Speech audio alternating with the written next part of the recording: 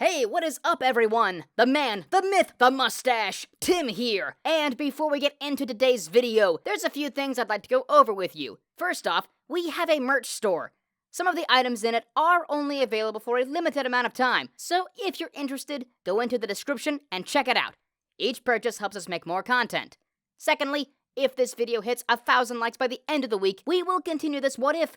Third, if you didn't know, only 41.3% of you are subscribed to us. So please, hit that subscribe button, click the bell icon, and enjoy the show. Now with that out of the way, let's get into the story! Uraraka, I can explain! Explain what, Izuku? What? The fact that you've been lying to everyone all throughout our time at UA? After all we've been through, it hurts. It hurts that you couldn't have trusted us with this information. After the reveal of Midoriya's symbiote over at Night Eye's agency, needless to say, the reception from the UA students wasn't that great.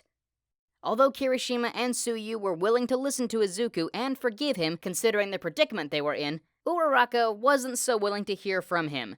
She wasn't mad, she was just disappointed. This was something that hurt Midoriya more than anything else. She was one of his closest friends, and he knew that it was wrong of him to not trust her with his secret. So much had happened in the couple of hours after the UA students were given their symbiotes.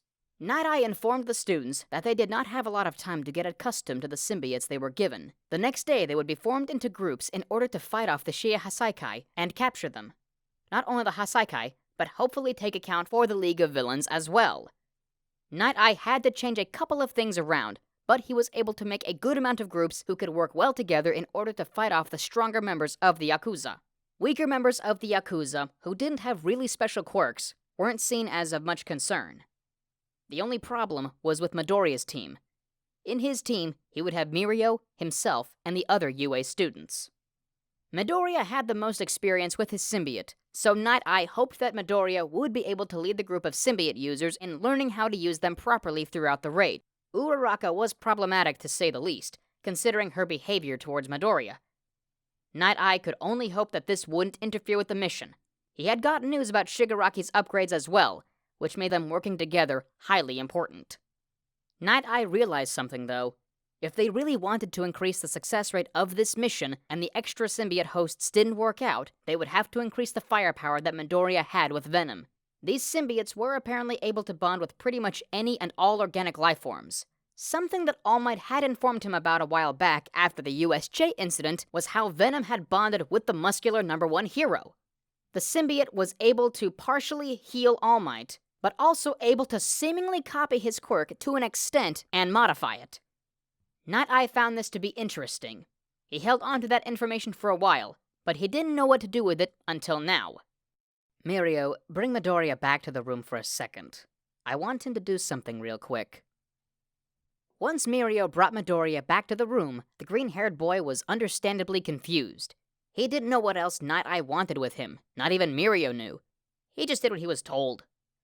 Midoriya, I'm sure you're wondering why I brought you back to the room, and the simple reason for that is because of your symbiote's ability to copy and modify the powers of those they bond with. In case the symbiote team doesn't work out too well, I at least want to have someone to combat Shigaraki, as I find him to be the biggest threat now that Overhaul no longer has Eri in captivity.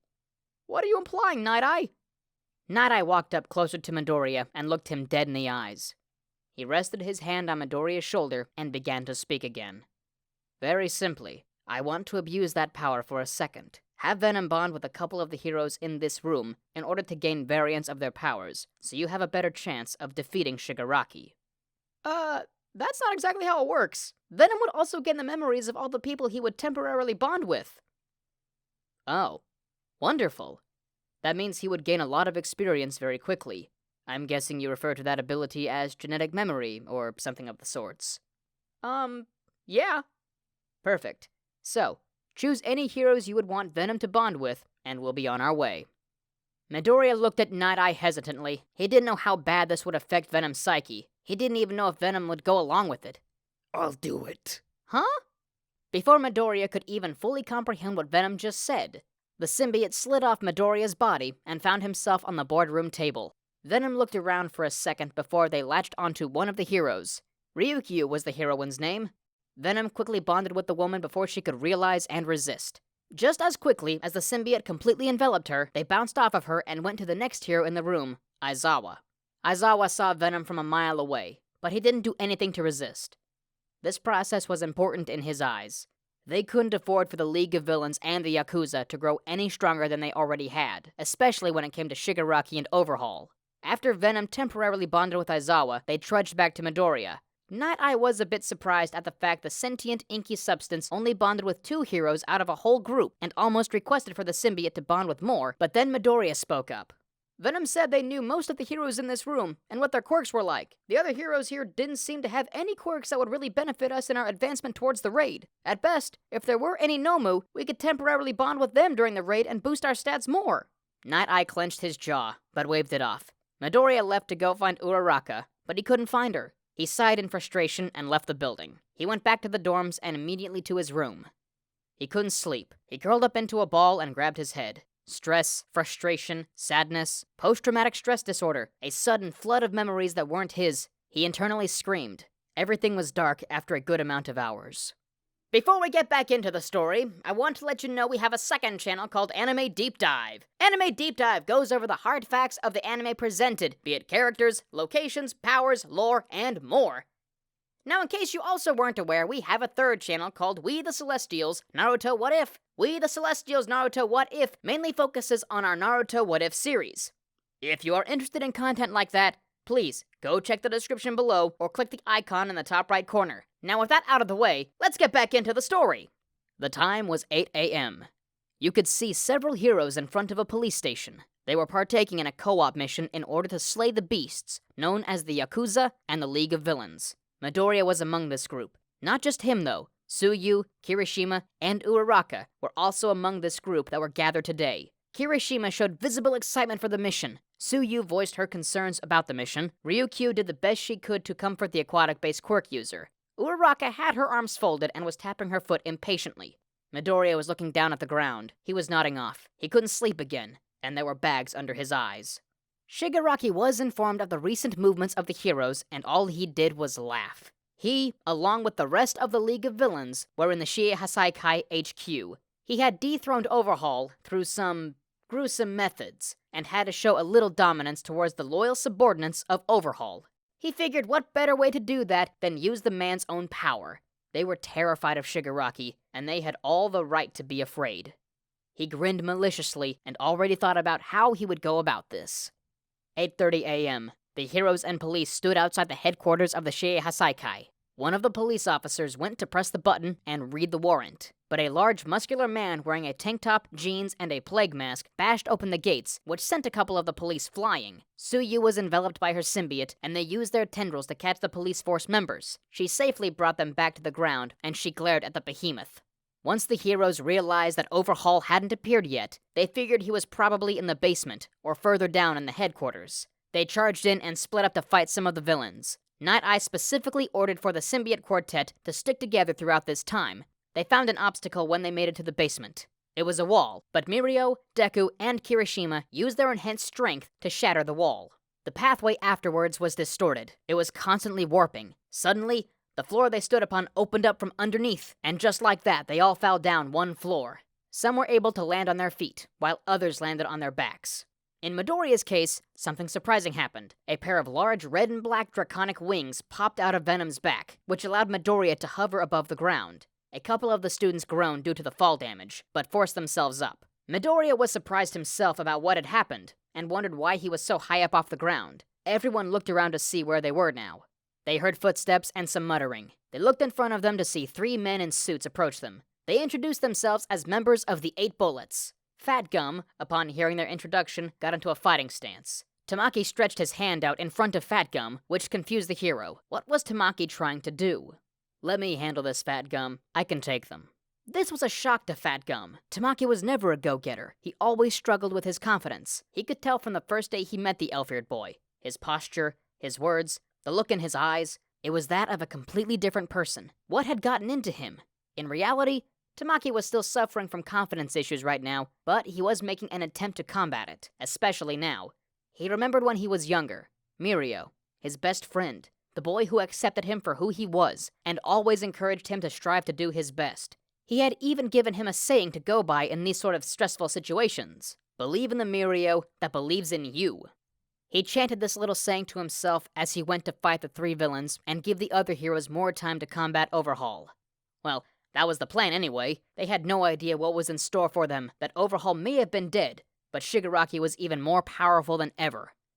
Before the rest of the heroes left, Aizawa used his erasure quirk in order to deactivate the quirks of the three men. Midoriya also shot 3 webs at each of the Yakuza members, which would at least slow down their movements for a little bit. He could feel the lack of sleep getting to him. He was close to blacking out. Midoriya's movements were also getting sluggish. He almost crashed into the wall when he tried to fly down and accompany his fellow associates. Kirishima was still concerned for Tamaki, though. A small part of his symbiote separated from the rest of the body and slid over to Tamaki. Once the 8 Bullet members broke free of their restraints and had the activation of their quirks brought back to them, they charged at Tamaki. He was doing well for a while, but things became troublesome when one of the members literally began to eat away at his tentacle arms. After that, he was being pushed against a corner. Tamaki ended up getting pinned up against a wall thanks to the crystallization quirk of one of the 8 Bullet members. Heroes like you never understand the worth Shigaraki gave to us. Shigaraki? I thought you said Overhaul was the one who gave you all worth. Tamaki was confused by this sudden change of names used by the man. He had just praised Overhaul for giving them all worth, but then he switched the praises to Shigaraki for some reason. Right when the man was about to finish him off, he noticed 2 things that piqued his curiosity. Number 1, there was a hole seemingly drilled into the man's head, and number 2, a yellowish substance encapsulated itself onto the villain.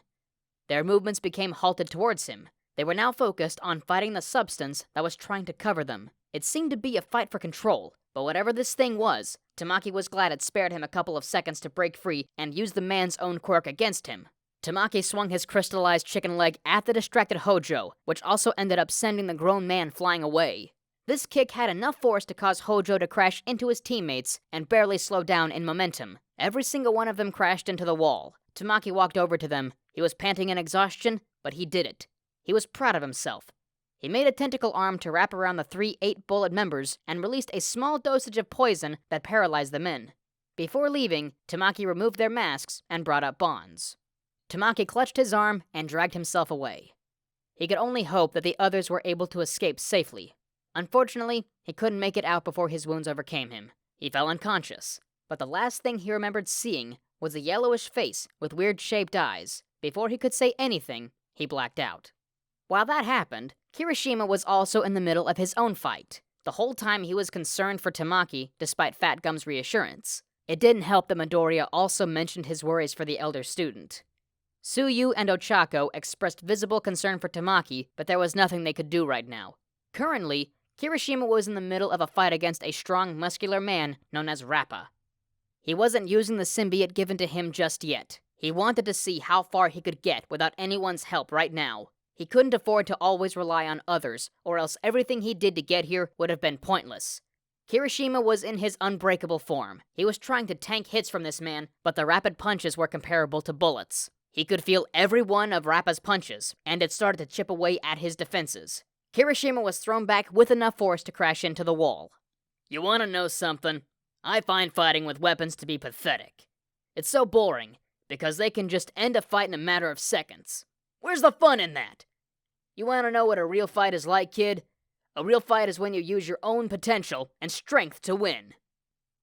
Fat Gum wasn't listening to what Rappa said. He was concerned for Kirishima. He checked to see if the boy was in any critical condition. If he was, he would be taking him out of the fight, regardless of what the boy said. Kirishima groaned while pulling himself out of the wall. Thanks to his unbreakable form, he was able to mitigate the damage done, but he still found his arms bleeding. They were healing, though. He realized that this was the symbiote's doing.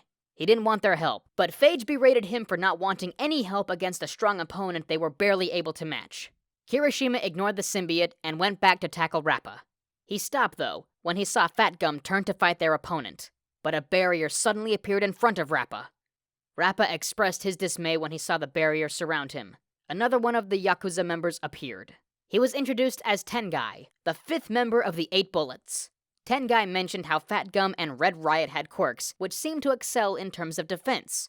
He brought up his disappointment in Rappa before they released the barrier. It seemed like everything that Tengai had said, though, went through one ear and out the other for Rappa. as he immediately went back on the offensive. Meanwhile, in another portion of the dungeon, Midoriya, Uraraka, and Tsuyu were going through their own set of trouble with a man known by the alias Mimic, who kept warping the passageways, making it difficult to make their way through. Mirio was able to use his phasing abilities in order to make his way through, though, and he eventually ended up finding Chisaki and Chrono. Mirio glared at the man in the plague mask. Chisaki turned to face Mirio and expressed his shock to see the boy had made it this far. He was honestly expecting someone like Midoriya to be here instead, but Mirio would do. Something was off about Overhaul, though. His mannerisms were completely different from the last time they met, and all the information he was given about the man contradicted how he acted at this moment. Overhaul slammed his hand down to the ground and caused several spikes to form. Mirio managed to either dodge or phase through most of these spikes, but suddenly his movements became sluggish. He was confused. He didn't know why his balance was so hazy now. Of all times, why now? He didn't know what was going on. He powered himself up with One for All in hopes of countering the sluggish movements. He charged at the man he thought to be Overhaul and broke through all the spikes. Overhaul looked at Mirio in surprise, considering the sudden boost in strength and speed his opponent had presented. Overhaul did know where it came from at first, but then he started to connect the dots a little. I see. So you're the one with One for All. Mirio's eyes widened in surprise. Not only did his opponent know about One for All, but the voice that came out of his mouth sounded nothing like Overhaul. What was this right now? Before he could think any further, a red axe-shaped weapon of sorts shot out at him. Mirio dodged it and looked back to get a better look at the thing. This couldn't be Overhaul's doing. Unfortunately, Mirio made a grave mistake by looking back, as he was then stabbed by several claws. Mirio coughed up blood and looked in front of him to see who exactly did this to him. At first, he saw Overhaul, but when he looked down toward his chest, he saw that the claws were red and had a sort of inky substance to it. The rest of Overhaul's body began to morph into something else, and in Overhaul's place was what could be described as the incarnate of the devil himself. The name's Carnage. I would say it's nice to meet you, but I don't want to make a habit of lying. Oh, who am I kidding? It's a pleasure to meet you, hero. Overhaul's dead. I killed him. Carnage laughed maniacally. Now it's time for you to die! Carnage widened his mouth in a way to make it look as he was about to bite off Mirio's head. Mirio refused to die here, though. He couldn't. After all that All Might and Night Eye had done for him, it would have been all for naught if he died here. Black Whip! Mirio shrieked, and the lights went out. And that's our video for the day, so thank you all for watching. Now, there's a few things I want to go over before the video ends. On behalf of We the Celestials, I want to thank the writer of this video, as well as the editors of this video. Their details will be in the description below.